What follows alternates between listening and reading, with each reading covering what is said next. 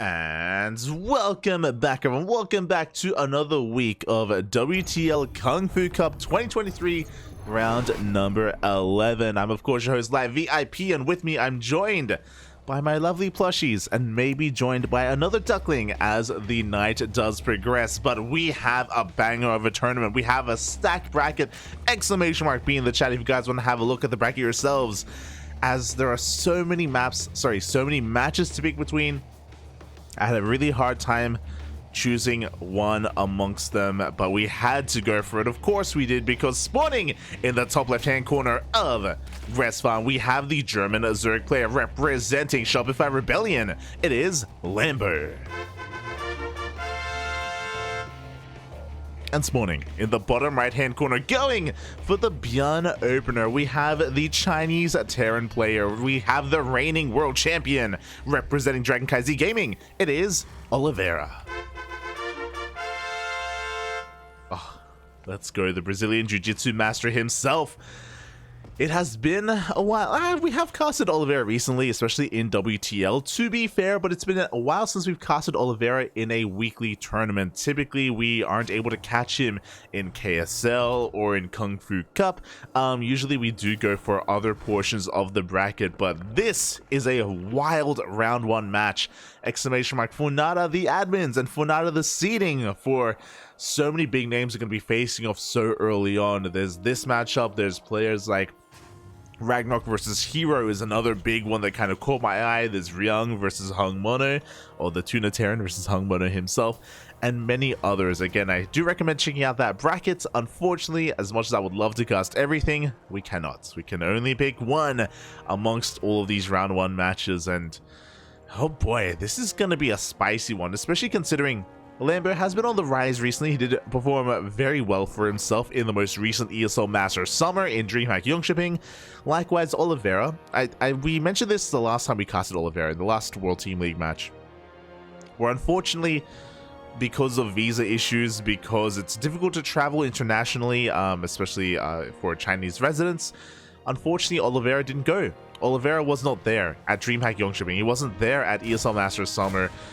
None of the Chinese players were able to go, and because of that, it's really difficult to judge his skill right now, because we just haven't been able to see as much of him against all these other players. It is a really big shame, and especially because he is the reigning world champion, so we haven't gotten as much Oliveira recently as we would like to. But that all changes here tonight, as we do have that Björn opener. Is going to be a initial Reaper, 3 Reapers here into our transition. We'll see what kind of transition we see, as that's a factory, so it's not going to be a 4-axe from Oliveira.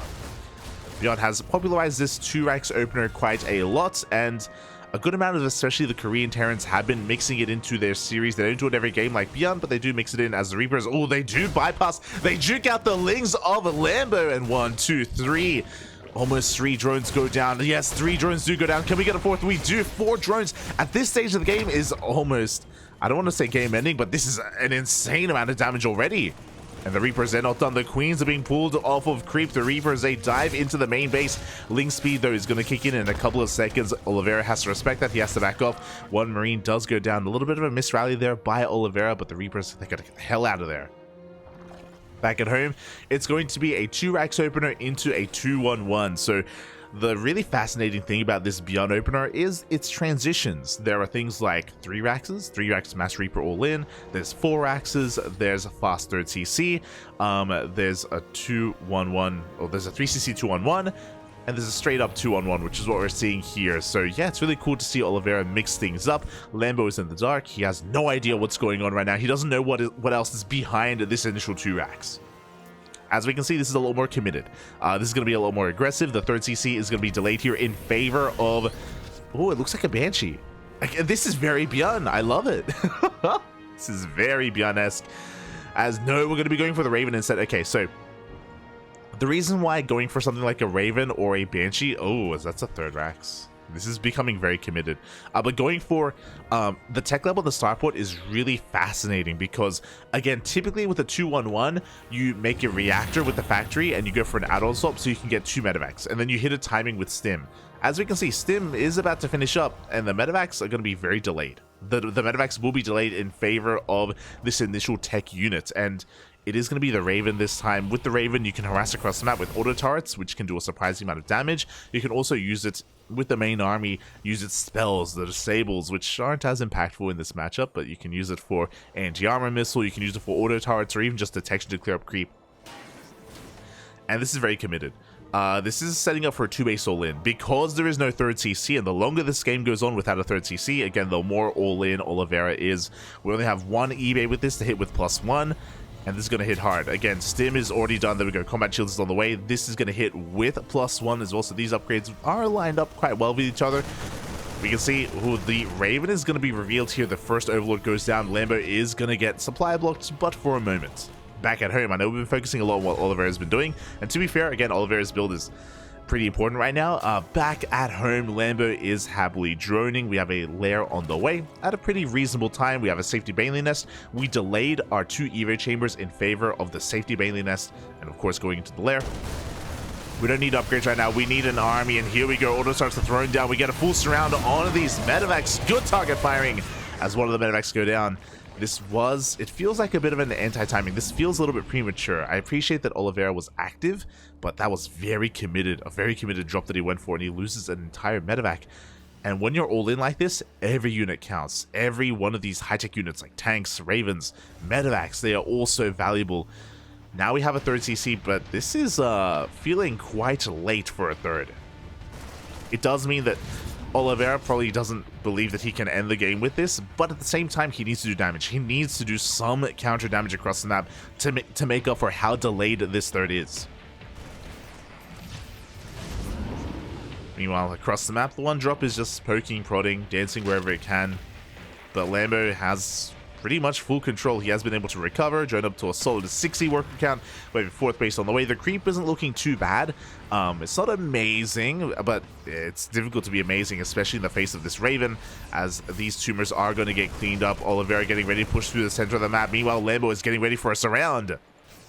That's the dangerous thing about pushing through the center here, is that surrounds are very common, very accessible here to Lambo. God, that's a lot of queens. How many queens? That is 10 queens on the front lines. Here we go. The Lings, the Banelings are all being set up. The Marines are doing what they can, but they are not in position to protect these tanks. And here we go. The Ling Bane comes in from behind. Oliveira will be cleaned up. And nothing survives. A handful of Marines and 2 medevacs make it out. Again, that was very committed out of Oliveira. His 3rd orbital isn't even done at this point, and Oliveira is running out of steam. It all started by losing the first drop. From that moment, it's been a little bit shaky here from Oliveira, and it was a good start as well. Like, his Reapers did an insane amount of damage. He was able to, pick off 4 drones. It's crazy. The follow-up has been lacking. We do see Lambo getting ready for a Ling Bane counterattack. There are 2 tanks behind this wall, so Lambo has to be careful with how he engages. He does have eyes on the would-be 3rd base, though, and is looking to try and pick off some of these SCVs if possible. At the same time, we have the double drop across the map. We are going to be able to clean up quite a hefty amount of creep. Okay, the units, I believe the Raven, yeah, the Raven did die as well in that push. We stem on forward. These queens are looking a little bit exposed, so 2 queens go down. Not a bad pickoff. 6 drones as well, as we have another drop here on the right-hand side. Oliveira making use of his multitasking ability here, able to... Oh, God, no! Oh. Does lose a couple of Marines there to those Banelings, but regardless, 7 drone kills, not too bad. He at least keeps the medevacs alive. He has been bleeding out some of these Marines, but this is very necessary damage. Again, Oliveira, he needs to do some economic damage here to make up for his deficit, and so far he's been doing a really good job. Not a great job, but a good job. He's able to stem the economy here of Lambo. Lambo's drone count isn't looking too hot. He's only at 65 workers. Oliveira has been able to keep that low. We have another 5 drones on the way. We're trying to drone up to around 70 to 75, but Oliveira, he rocks up once again. Ooh, good target firing here. 3 Banelings do get sniped. At the same time, Lambo getting ready for his own run by, but no, we have a wall of tanks, or a solid line of tanks ready here for any kind of counterattack. Well, the double jump is going to be joined up here by some reinforcements. The Banelings are going to be cancelled as well. Lambo, this northern base is in a bit of trouble. At the same time, we do have a link counterattack. Ooh, 2 tanks go down. There weren't enough Marines here to protect those tanks. Big pickoffs for Lambo. At the same time, the target firing. Yeah, these Banelings will not finish up. Even though Lambo just killed 2 tanks, these Marines, he's not looking. 2 Banelings do get some good detonations, but the hatchery will still fall. And we're containing Lambo here to 4 bases. And because of that, again, he doesn't have the best economy right now. He isn't able to, have the amount of workers to work towards maxing out or anything like that. Do have a hive on the way and a hydrogen, so Lambo hasn't foregone his tech at least. But because of his lower worker count, because of his lower base count, like, Oliveira is keeping up. And here we go, 4th base is now soon to be taken. We have a sensor tower thrown down to make sure that we're able to fortify and defend this position in time. To the point where I would actually, at this point, once this 4th base gets up and running, I would say that Oliveira is ahead economically. Which is crazy. It's something you don't see too often here in this matchup. Goes to show how much pressure has been just thrown at Lambo, and Lambo hasn't had the freedom, or he doesn't feel like he's had the freedom to drone. But here we go, the army pushes on through. A lot of this creep is being receded once again. Ling Bane should be ready for this, and there are no tanks behind this either, so we should be able to clean this up. Oh, what about the mines? Up! Oof. Oh my god, the retargeting! Pretty good mine shots do go off. No detection here either, so the mines may be able to reset. Do we have an overseer on? We don't have an overseer on the map or in production. Ooh, so these mines are going to be able to reset. Again, a little bit of an oversight here from Lambo. Back at home, yeah, 4th base gets up and running. We have a 5th on the way as well. We have another southern 4th being sent here towards the new 5th that still hasn't been saturated. We are droning up a little bit. Oh, Lambo is trying to drone up, but oh god! Oh. Again, these mines are available once again for another shot. Here we go. We're going to be trying to distract the army here towards the south. Meanwhile, we drop into the main base. Lambo is being pulled apart. He is going to be able to react in time, thankfully. His Evo chambers will be saved. Oof. Good target firing on that Widow mine as well. Detection is on the way. Overlord speed on the way. Wasn't quite done. Oh, it looks like the drop in the main base was cleaned up. Oliveira didn't quite have the attention to protect it. And we have detection now. We can clean up some of these mines. Those mines in the middle are still active. Bear that in mind. A couple more shots can go off. But Oliveira has the momentum right now. He has an army lead. He has an upgrade lead as well. He's working on a +3 attack as we speak. Oh, and these mines, they're going to be able to come into play here to help support this army. Ay. Vipers are coming in, and they can help out with parasitic bombs with some blinding clouds, but no, the split is too good. Oliveira is looking to bust on through the mines. Up. Decent connection on those Lings. Meanwhile, do we get any more shots going up? It looks like we will once again on the Lings onto the Banelings. A good trade here for Oliveira. At the same time, 5th base goes down. Lambo is being starved out. Thankfully, he has another center base, so he's able to mine relatively efficiently, but you can see he's running out of gas. Lambo, he has no gas bank. He wasn't able to take his gas here at his 3rd base. He wasn't able to take his gases here at his 5th either, or even his 4th. He's trying to rebuild his Banelings, his Hydras. But as he's attempting to, Oliveira is remaxing and he's pushing out once again. And the creep was never able to be established here in the middle. Time and time again, Oliveira, he just kept on pushing, and Lambo, he just wasn't able to get his creep up and running at all. Basically, these are the only active tumors on the map outside the 3rd. Here we go, Oliveira pushing on through. He has broken the base. Blinding Cloud is going to help out. We do have a surround being set up here by Lambo. And he's going to be able to do well for himself, but a lot of these things are being cleaned up. We are going to force halt pickup. Oliveira's forced back, but he killed the 3rd base. Another drop towards the south. Oof. You can see Lambo's trying to get into, or tech up into those lurkers, which will help. But at this point, it may just be too late. We may just be at such a deficit where we can't afford it. Yep, GG gets called, and Oliveira will take game number 1. Oof, GG. Damn. I'm catching up in the chat. The hung one. Oh. Not yet, not yet. Hopefully later tonight, maybe another night we can get into some hung mono. But GG, well played. Initially, things were looking pretty good for Lambo. The pressure was on Oliveira. There was a lot of pressure on Oliveira to do damage, and he was getting a couple of workers here and there. He was denying bases, of course, but also it felt like Lambo was scared. He stayed on a relatively low drone count throughout a lot of that game. Very unwilling to be too greedy and drone up too heavily, and as a result, he did kind of struggle to replace what he was losing. He was struggling to trade efficiently with the army of Oliveira.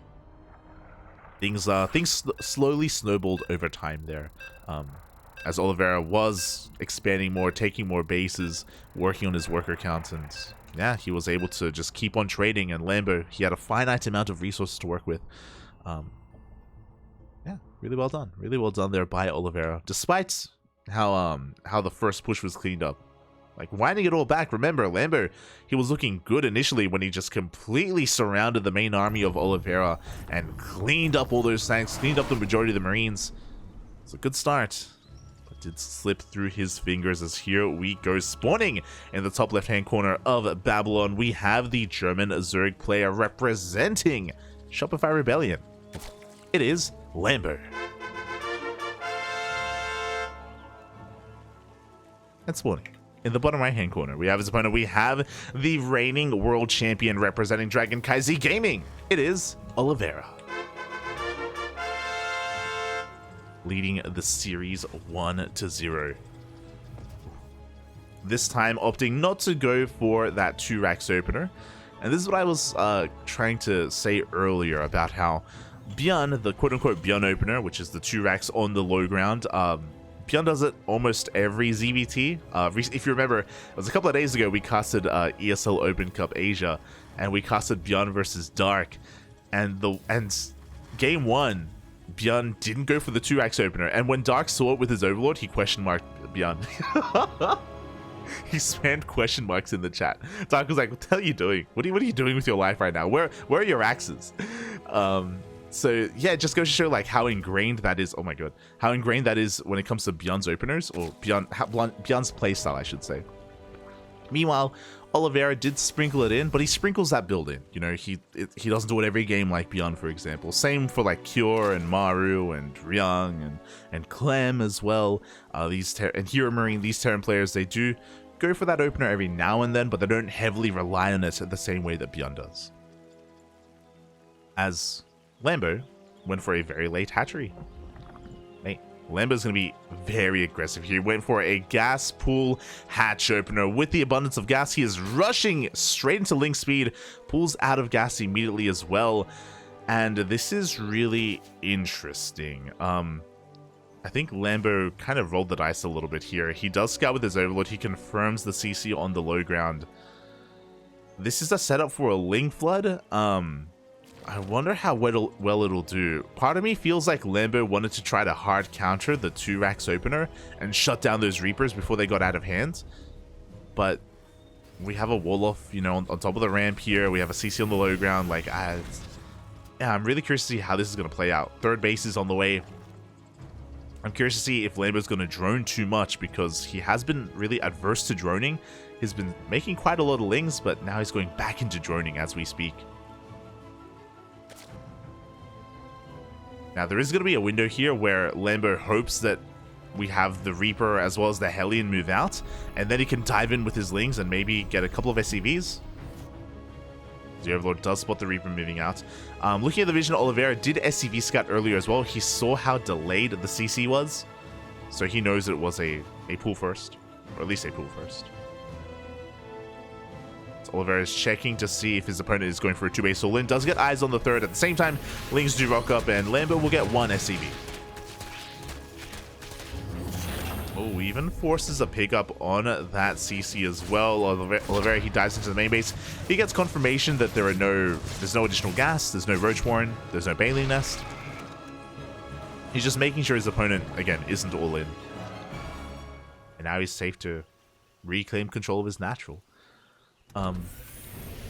So, like, going back to what Lambo was doing, was this opener worth it for Lambo? I mean,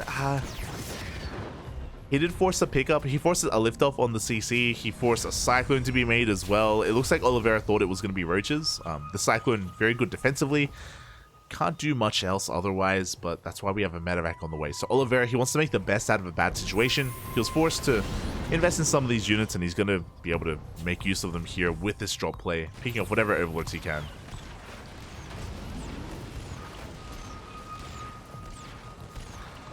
Overlord will go down behind this. It is a 1-1-1 opener into that third CC. Banshees are on the way. So because this third CC is a little bit later, again, Oliveira is looking to do some kind of economic damage. Up! Ooh, gets a second Overlord. Supply blocking Lambo quite heavily, actually. Oof, 4 Overlords are in production as we speak. That supply block was brutal. And thankfully for Oliveira, this third, even though it is a little bit delayed, it's only by a couple of seconds, he isn't as committed as he was in game 1. Like, game 1, his third, at this point, still wouldn't have started. It was so delayed. Jesus, it was crazy. How long he stayed on 2 bases for. But regardless, these Banshees are looking for some drone kills. First Banshee is moving out, second Banshee is on the way, and they should be hitting with Cloak. Lambo is going to be ready for this. He's aware of the 1-1-1. He saw Cyclone, he saw the Hellions. He's getting ready here with these Spores. Spores are done. Queens are getting in position at the same time. We do have a drop diving into the main base. Can we get the Queen? Uh-oh. It's going to be close. The Queen is a couple of hits away from going down, and it looks like it will go down. For the cost of the Cyclone, at the same time, the Banshee does rock up as well. Already taking a lot of hits. Oliveira overextending. The Banshee was left on the A move because his attention was here on these Hellions. Is it going to be worth it? He does roast up a good chunk of these drones. 8 workers do go down. Was that worth it, though? So we traded a Cyclone for a Queen. We traded a Banshee for nothing. And 6 Hellions for 8 drones. It's okay. It's okay. The problem is that Oliveira did throw away quite a bit of gas, especially with that Banshee. I think if the Banshee had survived, then it would be okay, but with it going down, it was a bit of a loss for Oliveira, unfortunately. The other problem here is that because he lost the first Banshee, that means he can't one-shot.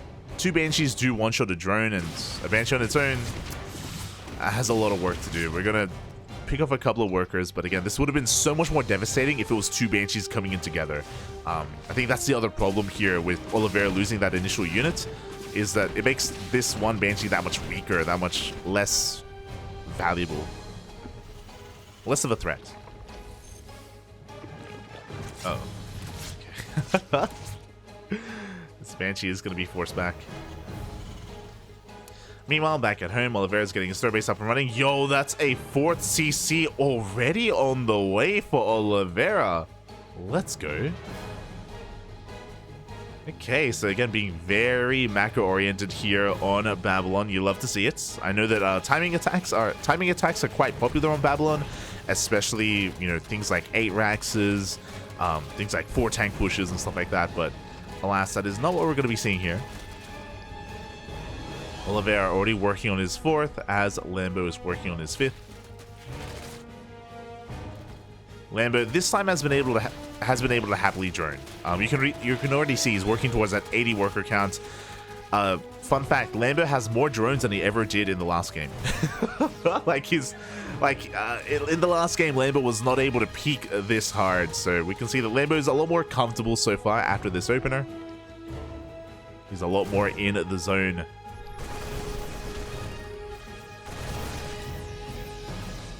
And with this, he's going to be able to facilitate for his Ling Bane. 1-1 is on the way. We have 6 more drones in production as well. And Lambo, his creep is actually getting quite, I wouldn't say out of control, but it's getting there. You know, we are reaching the halfway mark.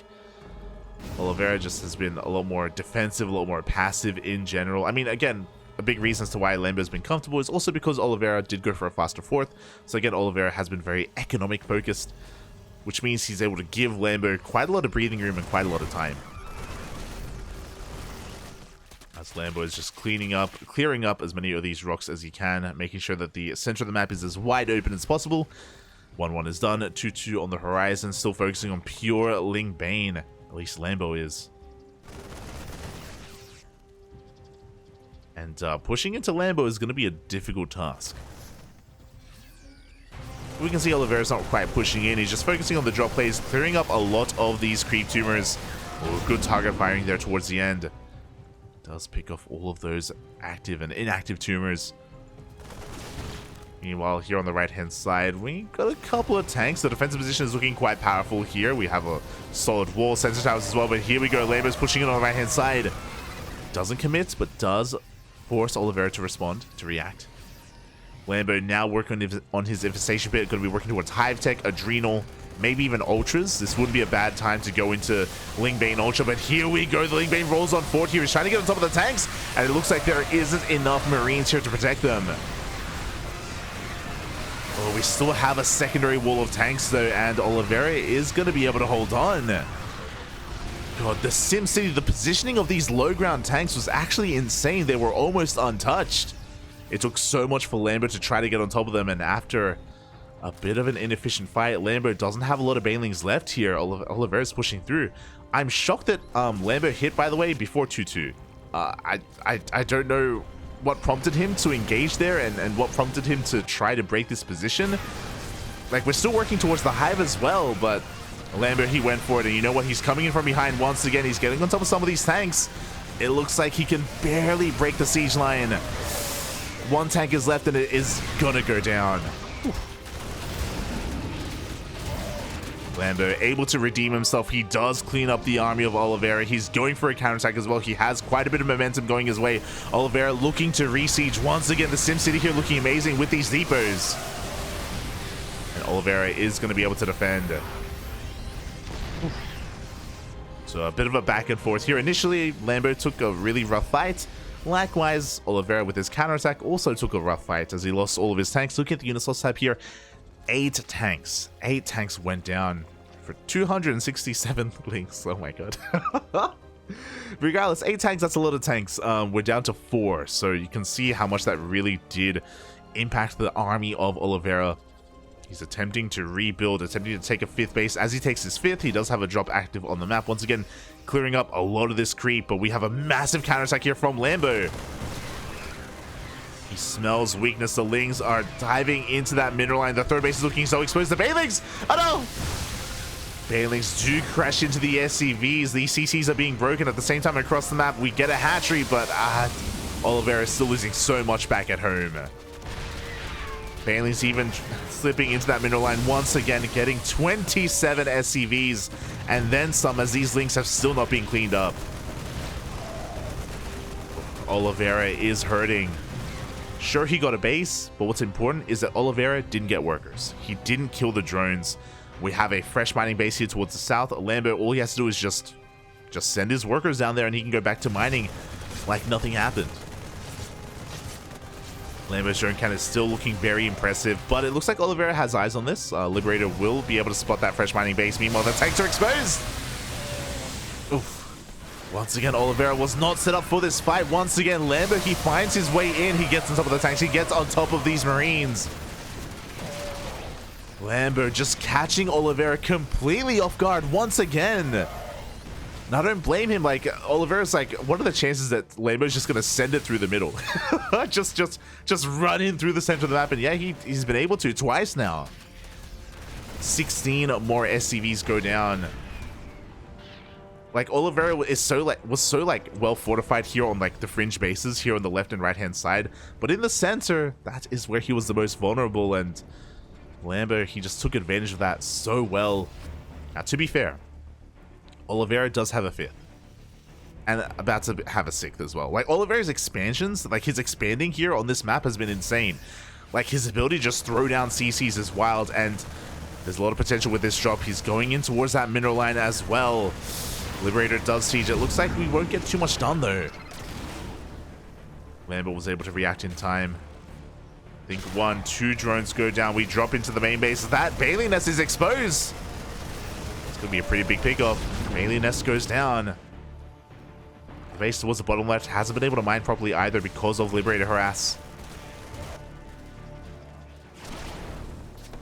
So Lambo still has a really strong drone count, but he just hasn't been able to mine too well. Here we go. He finally cleans up all the Liberators, can finally mine freely here from his fringe bases. Oh, and with this economy, Lambo can remax. Meanwhile, Oliveira still not having the best defensive position here in between his bases. His 6th base has been found out, and Lambo is not going to let it get up. 6th is going to be denied. Like, taking the 6th base on this map is so far out, especially here on the right-hand side. He's probably going to have to expand here towards the south instead.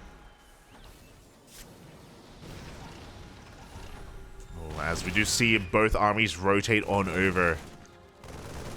You see Oliveira divert his attention here towards the bottom left-hand base. Lambo likewise meets up with him. Oh, Vipers have arrived. We don't have any ghosts. And here we go. Lambo's diving on him. We do have that blinding cloud on the first tank. Where are the Marines? We have a lot of tanks. Not so much to help them out. Not so much to support. Do we have a Ghost Academy? We do not. No Ghost Academy. Tanks and Marines, that is all we have. That's all we need. And medevacs as well, to be fair. Oh, Viper pushing on forward once again, uncontested. It's going to land another blinding cloud, only covering one of those tanks to make the tank line behind this is pretty insane. My god, Lambo, he just cannot push in, takes a bad fight. GG gets called. And Oliveira takes the series 2-0. GG. Oh my god. Lambo, his drone count was solid. He just took a really, really rough fight there. And he taps out. Wow. GG. Oh my god. I want to point this out as well. Hold on. Remember the first fight that we were like, do we need to fight there? Lambo, he's the red line. He took quite a hefty loss there, and yeah, was of course struggling to rebuild from that moment.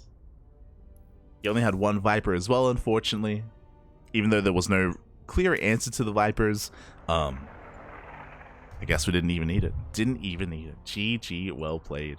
Let's go. Oliveira does advance on here into the next round. Does he have an opponent? I believe he doesn't. Does not have an opponent. And, hold on, I'm just trying to figure out what's going on. Does not have an opponent, and I believe I'm going to be heading over to Land of Korea to find another matchup. Oh boy. But yeah, Lambo, he was doing so much counter damage. Let's be real here. Like, he was crippling the economy time and time again for Oliveira. But that final fight towards the end, pushing into, I want to say, 9 tanks spread out, sieged up so well. Yeah, those were rough engagements for Lambo. Ill-advised engagements as well. Fights that he didn't really need to take. Obviously, he needed to take them to protect that base. But if he had known how well fortified Oliveira was, I'm sure he would have thought better of it and maybe tried to back off, build up his Viper count, and live to fight another day. But last, GG, well played. With that, we are heading over and we're looking for another series. Oh boy.